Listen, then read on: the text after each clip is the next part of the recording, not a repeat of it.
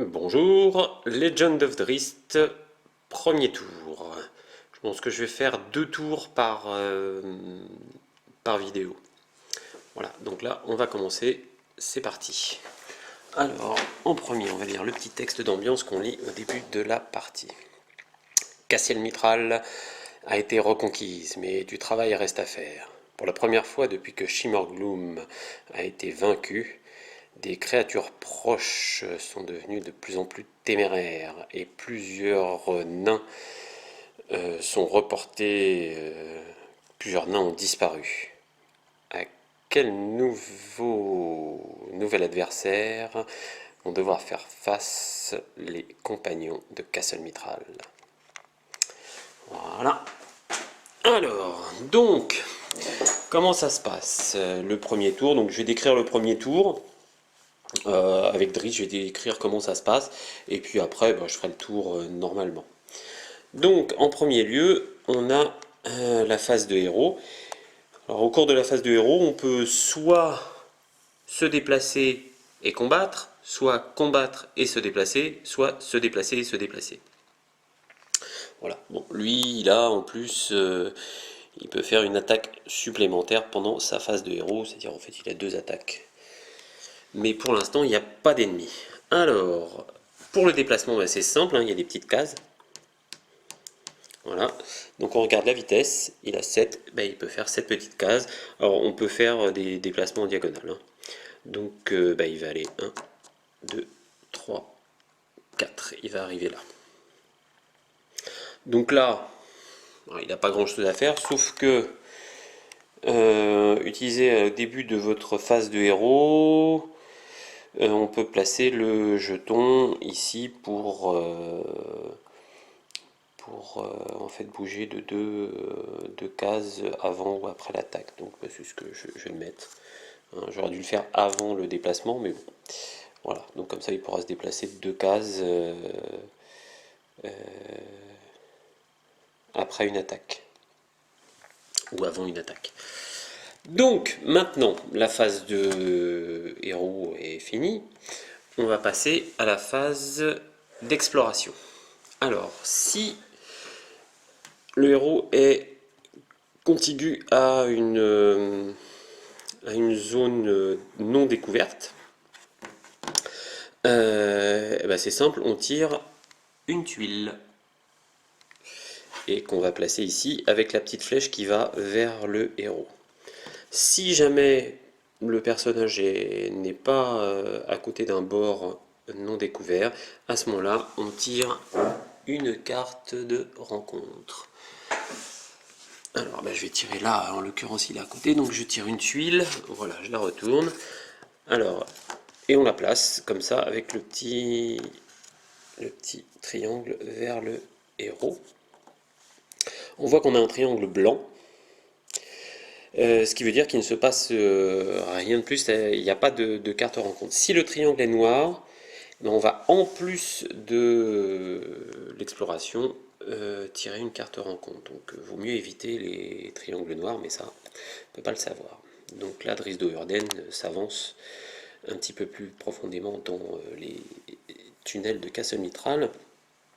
Et il voit au loin, il prévient ses amis qu'il voit au loin une statue de nain, mais quelque chose se balade à côté de la statue de nain. Alors, quand on dévoile une nouvelle tuile, on doit tirer une carte monstre, et le monstre, on le place sur la petite case où il y a des champignons. Donc on va tirer une case de monstre. Voilà. Et qu'est-ce qui se balade dans les tunnels? Un duelliste Drow. Donc, je place le duelliste Drow à côté de Drizzt Do'Urden. Donc là, ça va être sa pile de monstres à lui. Donc les monstres ne s'activeront que quand ce sera son tour à lui, et pas quand ce sera le tour de Catti-brie ou de Bruenor, qui auront chacun leur monstre aussi. N'en doutons pas. Donc on va chercher le duelliste Drow. Alors, on va prendre celui qui a l'épée la moins tordue, voilà. D'accord. Je suis pas habile, moi. Oups. Voilà. Voilà. Voilà le dueliste draw.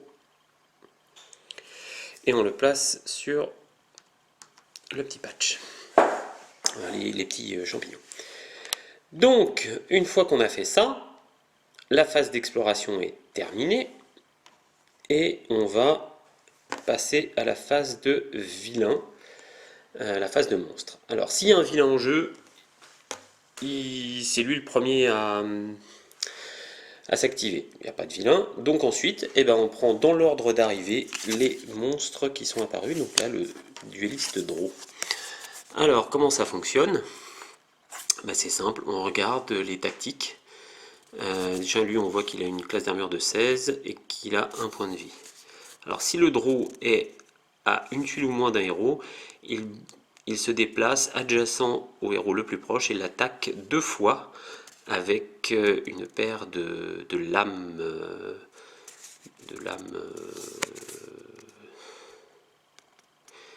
De lames point, hein, parce que là, j'arrive pas à le traduire dans ma tête. Chaque attaque peut être faite contre n'importe quel héros adjacent. S'il y a 2 héros, il peut faire l'une contre l'un et l'autre contre l'autre. Donc c'est une attaque à plus 9 avec 1 de dégâts. Alors 2 expériences, ça représente le nombre de points d'expérience qu'on acquiert quand on tue ce monstre. Donc là, il est à une tuile ou moins de Drizzt Do'Urden, donc il va se déplacer adjacent à lui. Hop, il va se mettre là. Drizzt Do'Urden doit maintenant faire face à un de ses congénères qui l'attaque sournoisement. Alors l'attaque, comment ça se passe? C'est simple, on prend le D20, on ajoute la valeur d'attaque, plus 9, au résultat du D20, et on compare à la classe d'armure. Alors, voilà, donc là il a fait 17, 17 plus 9, 26, donc 26 c'est supérieur, largement supérieur ou égal à 16, donc il touche et il fait 1 de dégâts à Drizzt Do'Urden. Donc ça c'est sa première attaque parce qu'il en a 2, hein, lui on a dit il attaque 2 fois. Donc Drizzt Do'Urden va prendre 1 de dégâts. Voilà. Il n'a pas réussi à parer la première épée du dueliste draw. Est-ce qu'il réussira avec ses 2 cimeterres à bloquer la deuxième attaque? Non, il ne réussit pas. Et donc il se mange encore 1 point de dégâts. Voilà, il est à moins 2 points de vie. Donc là maintenant il lui reste 6 points de vie. Voilà. Donc ça c'est le premier tour de Drizzt Do'Urden. Maintenant on passe au prochain héros, c'est-à-dire Catti-brie. Alors qu'est-ce qu'elle va faire Catti-brie? Catti-brie déjà elle va essayer de shooter le dueliste draw parce qu'elle a un arc, hein, n'oublions pas. Et c'est un arc qui peut... non, ça c'est pas son arc, ça c'est son épée. Hop, on va pouvoir prendre son arc. Voilà.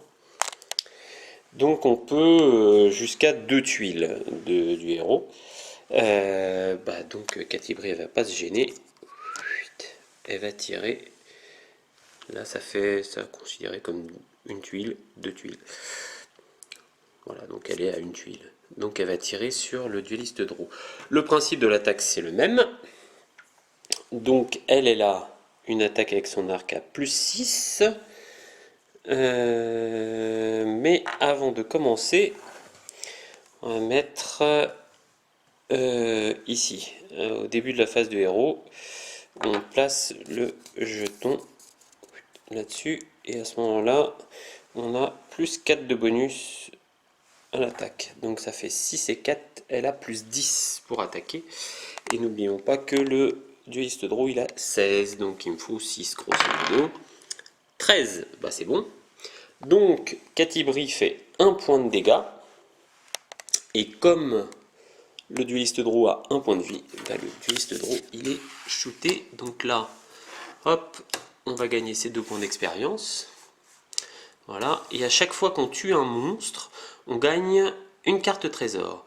Alors, Si pendant le même tour du personnage, on arrive à shooter plusieurs monstres, on ne gagne quand même qu'une carte de trésor. Donc eh ben, on va la prendre dans la carte de trésor. Voilà. Donc elle a trouvé un objet, un masque d'araignée.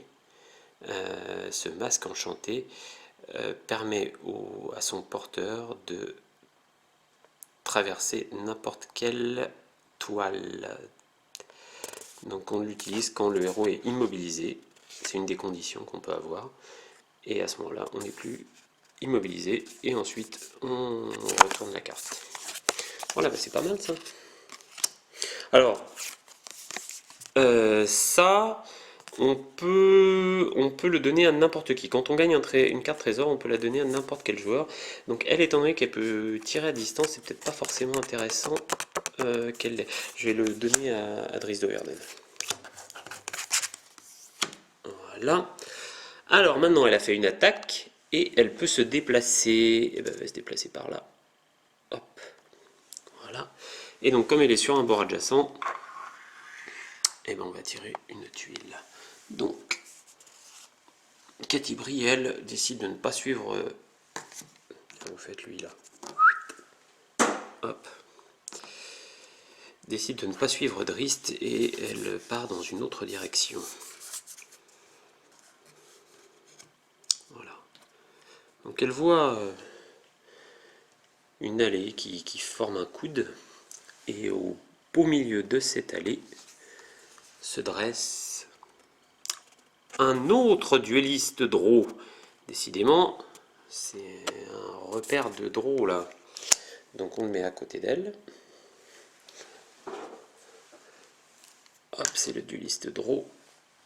S'installe dans le couloir. Ensuite, il n'y a pas de petit triangle noir. Donc on a fini la phase de héros. La phase de vilain, il n'y a pas de vilain. Et maintenant, c'est les monstres qui bougent. Donc le Drow, il fait la même chose, hein, c'est le même. Donc il vient à côté de Catibri. Voilà. Et il l'attaque, bien entendu. Alors Catibri, elle a une classe d'armure de 15. Alors par contre, à la fin de votre phase d'exploration, on peut bouger de 2... Ouais, si. Donc là, elle a exploré, elle a vu le Drow avant que le Drow ne se déplace. Elle fait 1, 2. Comme ça, en fait, le gars va attaquer plutôt Bruenor, puisque c'est déplace vers le héros le plus proche. Voilà, donc il va attaquer Bruenor. Alors, Bruenor, il a 16 de classe d'armure.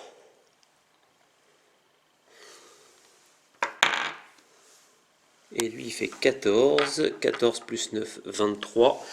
Donc il touche notre ami Bruenor et lui fait un dégât.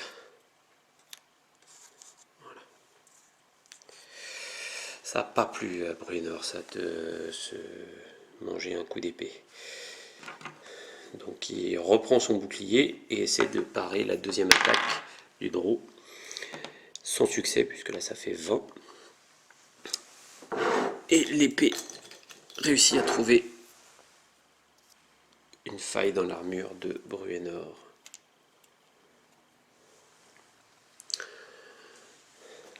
Voilà, donc fin de la phase pour Catibri. Maintenant, c'est à Bruenor. Bruenor, là, il n'est pas content. Bruenor, il prend sa meilleure hache et il va essayer d'en filer un coup à cet affreux Drow. Donc il a, avec sa hache, ici, plus 7. Plus 7. 10 plus 7, ça fait 17. Le Drow, il a 16. C'est bon. Avec un point de vie, donc... hop, 2 points d'expérience supplémentaires. Lui, il s'en va. Bruenor a magnifiquement manié sa hache et a transpercé les défenses du Draw, lui infligeant des dégâts fatals.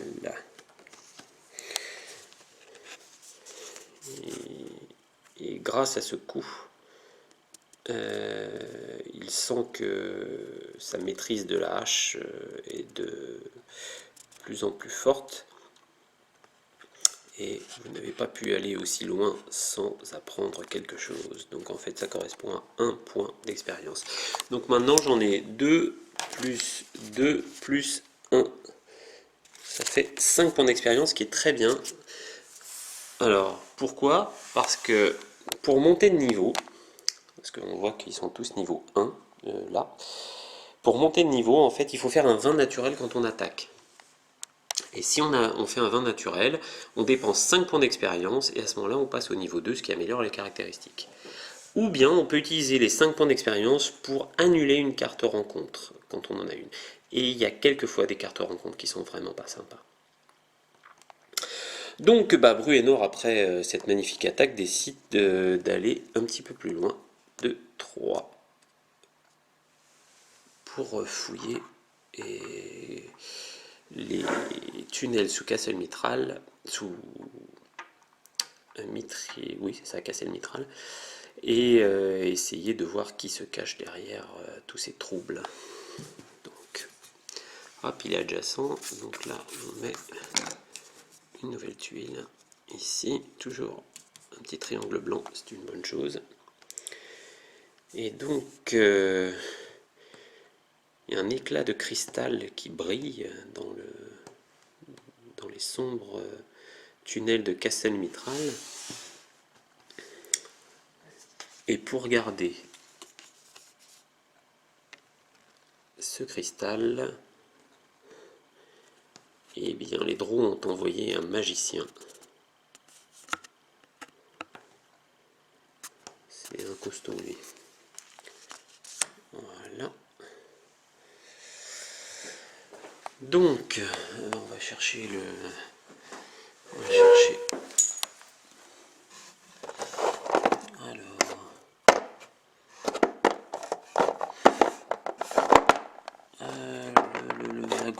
le magot... Où qu'est-il le magot? Il est là. Ouais, c'est lui.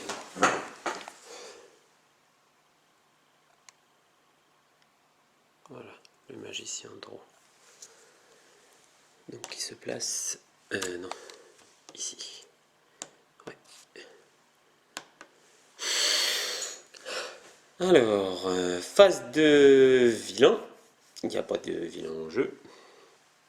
Donc, phase des monstres. Donc les monstres de Bruenor, c'est le magicien Drow. Donc si le Drow...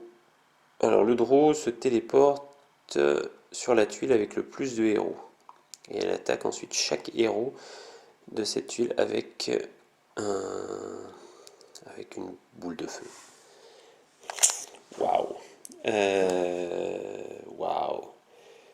Bon, de toute façon, c'est moi qui décide. Alors, quand il se téléporte, quand on dit téléporte, on se téléporte de champignon en champignon. Donc, il va aller attaquer Bruenor. Et donc, le Blast of Fire, c'est un +8. Donc, +8, on se souvient que Bruenor... Ah mince, j'ai oublié. Bon, tant pis pour moi. C'est ça de filmer. J'aurais dû mettre le jeton sur le bouclier de Bruenor. Tant pis. Alors, donc il a 16 de classe d'armure. Bon, là, il n'y a pas de problème. Il réussit. Alors, j'ai fait un 20, mais c'est pour les monstres, donc je ne peux pas monter de niveau. Donc, il touche et il fait 2 de dégâts de feu à Bruenor. Bruenor qui commence un petit peu à faire la gueule. Voilà, il a 4 points de vie en moins. Bon, voilà. Donc ça c'était le premier tour, on a fait tous les héros. Donc je vais refaire encore un tour. Et comme j'ai dit, je vais faire 2 tours par héros. Donc là, qu'est-ce qui va se passer? Je pense que Dristo Urden va peut-être essayer d'aider. Non, pas tout de suite. Non, non, c'est Catibri qui tirera à l'arc sur le draw. Pour l'instant, Dristo Urden il va continuer à explorer, mais par contre, il va peut-être faire plutôt par là.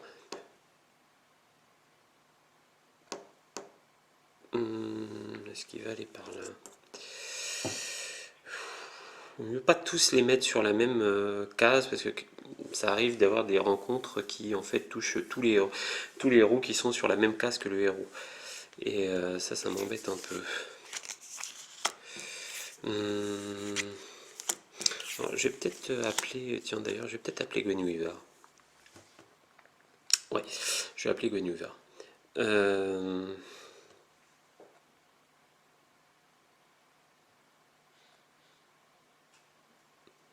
On va faire comme ça.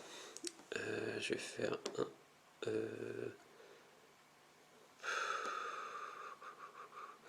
Comme ça m'embête quand même qu'ils soient si loin les uns des autres. Bon, allez, tant pis. 1, 2, 3, 4, 5, 6, 7. Allez, on va aller quand même par là. Donc, ensuite, j'utilise cette carte. Donc, utilisée au lieu d'attaquer, je place la figurine de Gwenweaver à côté de mon héros. Voilà. Et voilà. Il est écrit qui s'active en premier dans la phase 3 de la phase de vilain. Donc, et ensuite, je retourne cette carte. Donc là, je la retourne. Hop, je la mets en dessous. Et je prends la figurine et la carte de Gwenweaver. Voilà, allez, viens ma grande. Voilà, je la mets là. Et elle va se mettre à côté de moi, elle va se mettre là. Alors, donc là j'ai fait ma phase de héros. Maintenant on va faire la phase d'exploration. Alors il est à côté d'un bord inexploré, donc on tire une tuile. Ah oui, bon, d'accord, ça va pas vraiment là où je veux, mais bon, c'est pas grave. Voilà. Donc Driss continue son exploration. Et il se retrouve face à face avec un troll. Alors eux, ils sont balèzes. Donc le troll, il arrive derrière Gwenweaver. Voilà. Un troll, c'est un des gros. Voilà.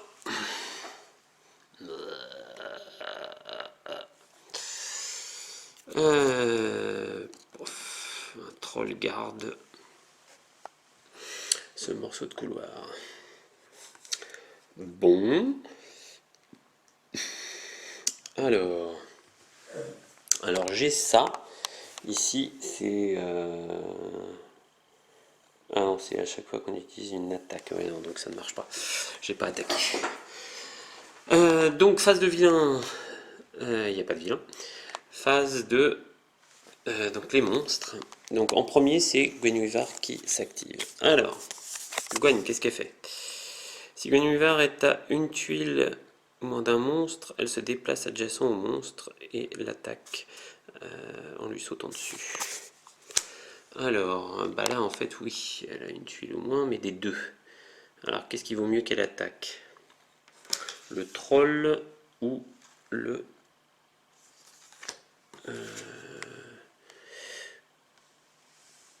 le magot. Alors le troll, il est balèze, le troll, il a 4 points de vie. On va attaquer le troll. Ah ouais, mais si j'attaque le troll, après, il va l'attaquer elle. Et il risque de faire 3 de dégâts, et donc... non, non, non, non, il va attaquer, il va se mettre là, il va se mettre là. Voilà. Elle va attaquer le magot. Donc Gwenweaver, elle attaque à plus 8 avec 1 de dégâts. Allez, c'est parti. 10 et 8, 18. Le magot, il a 16. Donc il se mange 1 de dégâts, le magot. Non, alors s'il y a des petits jetons pour montrer les dégâts des monstres. Voilà. Déjà le magot il s'est mangé un de dégâts.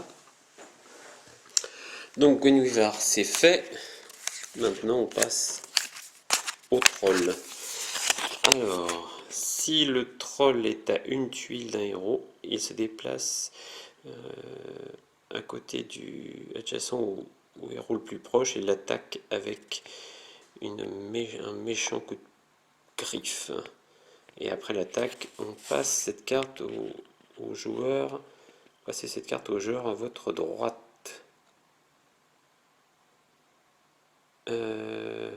Ouais, donc c'est grosso modo, on passe au joueur qui est dans le sens inverse du tour, parce que normalement on tourne. Ouais, on tourne en cercle, comme ça, dans ce sens-là. Donc maintenant il y a Drist, Catti-Brie, Bruenor, Drist. Donc là, le joueur à sa droite, c'est Bruenor. Bon, bah, il va taper, hein. Donc il tape à plus 8 en plus. Oh, punaise. Plus 8. Ah ben, il faut savoir qui il va taper. Bah, il va taper. Ouais, il arrive là. Il va taper Trist-Do'Urden. Manger. Donc Trist-Do'Urden a 16 de classe d'armure. 7, 8 et 7, 15. Alors là, grâce à sa rapidité, Drist a brillamment réussi à éviter les coups de patte du troll et reste stoïque devant lui. Donc le tour de Drist-Do'Urden est terminé. On passe au tour de Catti-Brie. Donc Catti-Brie qui elle est juste à côté du troll, ce qui n'est pas forcément l'idéal. Je pense que Catti-Brie, alors on peut pas passer au travers du troll, hein. Par contre, on peut traverser ses propres héros. Mais on va essayer d'aller par là-haut. Alors, on va faire 1, 2, 3, 4, 5. 8. Elle a 6 de déplacement de toute façon. Et elle va tirer sur le magot.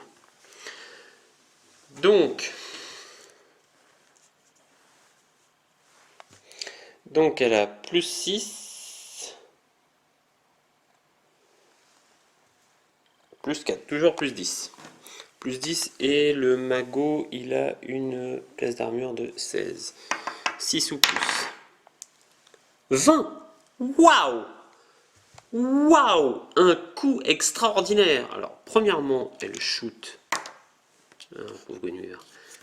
le magot, qui n'avait plus qu'un point de vie. Donc le magot, il est parti. Je récupère sa carte avec ses 3 points d'expérience en plus. Hop, je récupère un trésor pour avoir shooté. Alors, espoir soudain. Les choses vont mieux. Vous pouvez le sentir. Jouez immédiatement. On peut défausser une carte de rencontre de votre choix qui est en jeu. On n'en a pas. Bon, bah dommage. Et ensuite on défausse cette carte. Ouais, dommage. Et donc, par contre, elle a fait un 20 naturel, donc elle va monter de niveau, notre amie Catti-Brie. Donc elle va utiliser 3 points d'expérience du magicien qu'elle vient de shooter, plus 1 point d'expérience de la carte de trésor. Hop, plus 1 point d'expérience d'un des draws. Ce qui fait 5 en tout. Et donc, qu'est-ce qui se passe? Et bien c'est simple, on retourne sa plaque. Youps. Et donc elle monte au 2e niveau. Alors ça augmente sa classe d'armure qui passe à 16, ses points de vie passent à 8, la vitesse est toujours à 6, sursaut héroïque à 4. Par contre, on peut sélectionner un pouvoir journalier supplémentaire et quand on refera un 20, et ben ça fait un dégât en plus. Alors, un pouvoir journalier supplémentaire. Je vais aller chercher les cartes. Je pensais pas que j'allais gagner comme ça d'expérience aussi vite. Alors, non, ça c'est non, non. Heartseeker Stance, non. Cluster Shot. Alors ça c'est un Daily Power, Massive Volley. Ça fait quoi ça? Une cascade de flèches. Et on attaque tous les monstres sur la tuile, plus 6 avec au moins de dégâts.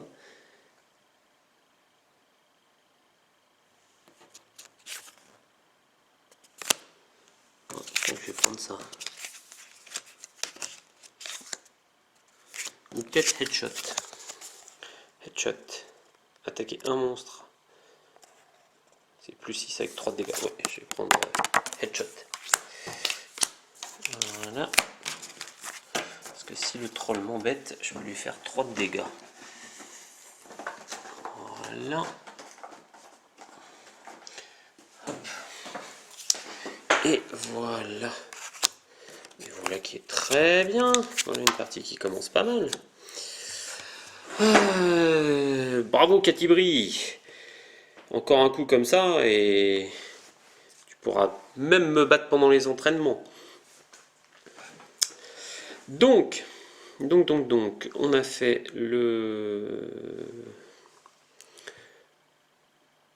les mouvements de Catibri. Donc après, elle peut bouger. À la fin de la phase d'exploration, on peut bouger de 2. Ah oui, non, là je suis pas à la phase d'exploration. J'aurais dû me mettre sur un... Bon bah tant pis. Bon bah comme ça on va voir. Là elle n'est pas adjacente à un bord libre. Donc elle va tirer... on ne met pas de tuiles supplémentaires, mais elle va tirer une carte rencontre. Aïe, j'aime pas. Une colonie de Barushi. Un pas un petit peu hasardeux provoque une nuée de spores empoisonnés sortis d'une masse de champignons. Attaquez chaque héros sur votre tuile, donc il n'y a que moi. C'est plus 11 et on est empoisonné. Et voilà, je savais que c'était une merde. Plus 11, donc Catibri, elle a maintenant, elle a 16, donc 5 ou plus, c'est suffisant. 9, et ben voilà. Donc elle est empoisonnée. On prend un petit jeton empoisonné. Alors qu'est-ce que ça fait? C'est écrit dessus. On prend un dégât au début de chaque phase de héros et on peut défausser ce marqueur si on fait un 10 ou plus à la fin de notre phase de héros. Donc voilà, empoisonné. Par contre, on rajoute pas de monstre puisque bah, voilà, il n'y a pas eu de nouvelle apparition. Donc voilà, son tour est terminé. Au tour de Bruenor, qui est très fier de sa fille. Bruenor, je pense qu'il va aller essayer de frapper le troll. Parce que lui, il est balèze. Donc 1. Et il va frapper le troll avec... Alors ça déjà, je le fais. Au départ, oups, voilà, pour qu'il ait plus 2 de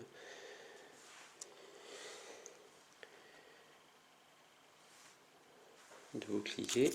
Et alors là, j'ai les Power Strike qui peut faire plus 1. Donc ça fait 1 plus 1. Mais on va peut-être essayer autre chose. Alors...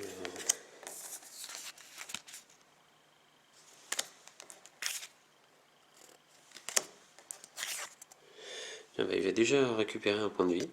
On va utiliser la potion. Hop. Et ensuite, non, il va taper avec ça.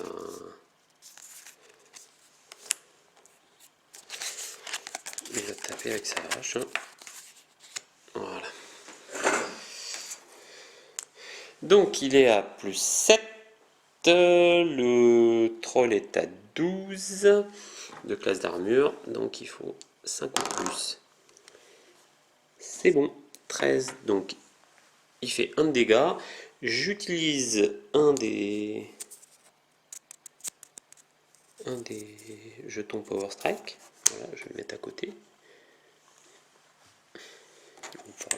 Voilà. Donc ça fait 2 de dégâts.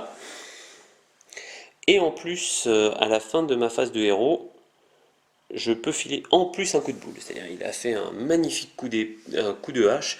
Et en plus, avec son casque, il file un coup de boule au troll.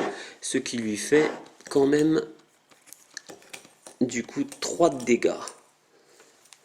Hop, le troll, il est pas super en forme. Puisqu'il n'a que 4 points de vie. Enfin, il a 4 points de vie, c'est énorme. Hein. Alors, par contre, il s'est déplacé, il a tapé, mais il va devoir tirer une carte de rencontre. Alors, est-ce qu'il tire une carte de rencontre?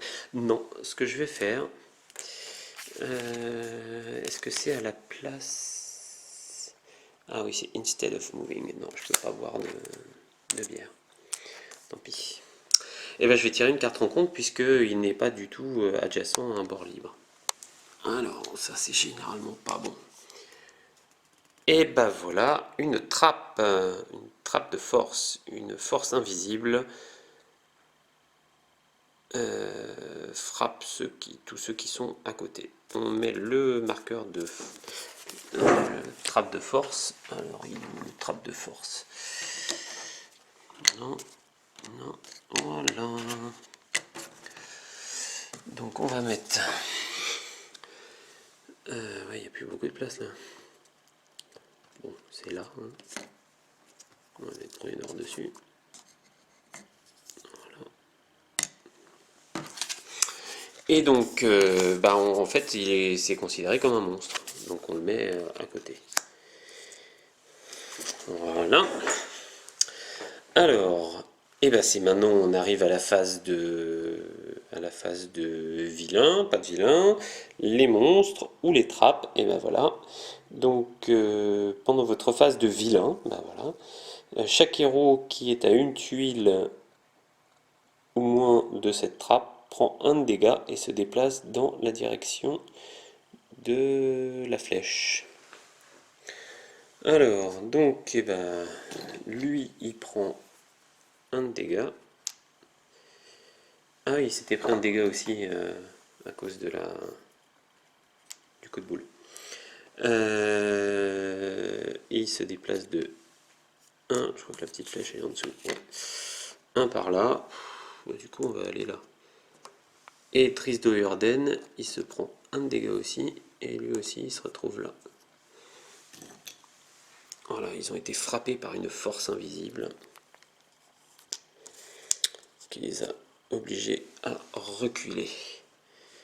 Bon. Donc on vient de finir le tour de Bruenor. Donc on a fait le tour 1 et 2. Et bien on se retrouve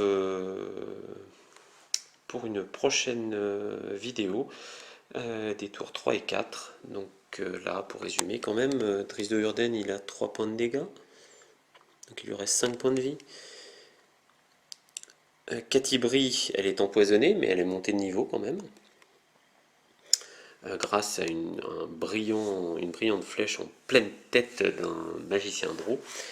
Et Bruenor, dans sa témérité et dans son élan pour aller vaincre le troll, il lui a quand même fait 3 de dégâts au troll. Hein. Là, voilà.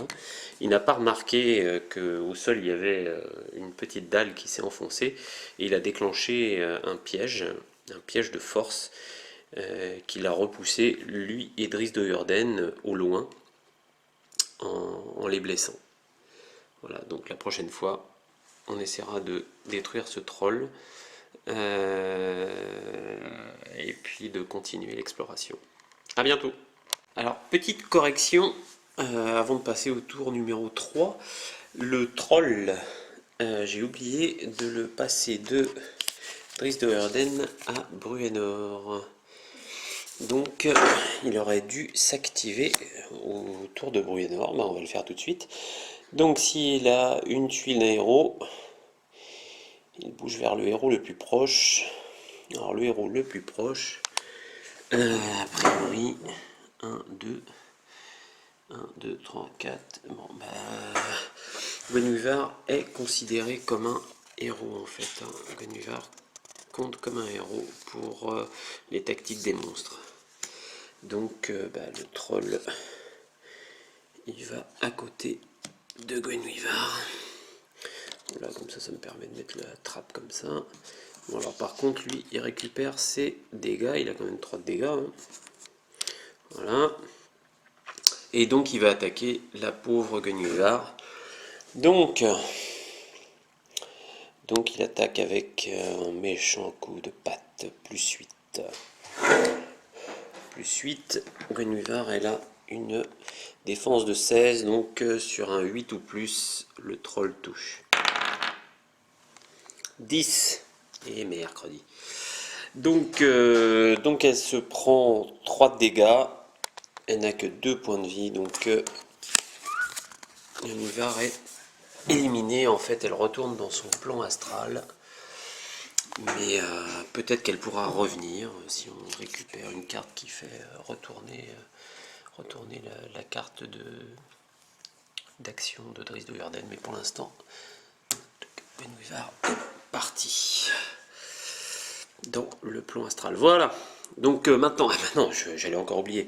Et ensuite, on passe au joueur à sa droite. En fait, on va dire, pour plus simple, on place au joueur qui est juste avant.